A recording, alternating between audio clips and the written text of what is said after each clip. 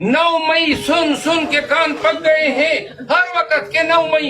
अगर 9 मई का इतना ही दुख है और इतना ही आप कफारा अदा करना चाहते हैं तो पाकिस्तानियों, हजरत नवाज शरीफ साहब आगे हो जाए, नाक पे हर दिन 10 लकीरें खींचे, हम भी साथ में शुरू हो जाएंगे क्योंकि 9 मई हुआ है। क्या चाहते हैं? पूरी कौम अब नाक पे लकीरें खींचे। 9 मई क्या हुआ है? 9 मई को आपने तहरीक इंसाफ का शिराजा बिखेरा है।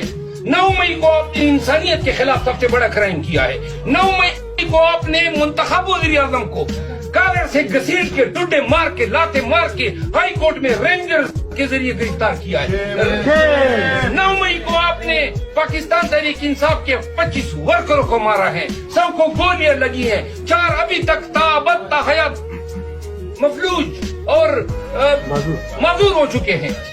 ये 9 मई है, ये 9 मई की कहानी है, ये 9 मई सनम जावेद की कहानी है, खदीजा शाह की कहानी है, डॉक्टर यासीन राशिद की, तैयबा राजा की कहानी है, हमारी कहानी है। इस मुल्क में हर एक शख्स जिसके साथ जुल्म सितम हुआ है, ये 9 मई है। आपने हाई कोर्ट के कैमरे का सीडीआर जो है वो चोरी किया। क्यों चोरी किया? 9 मई का ले आते हैं, दिखाते ना जब कुर्सी पे खान को आप लोगों ने गिराया।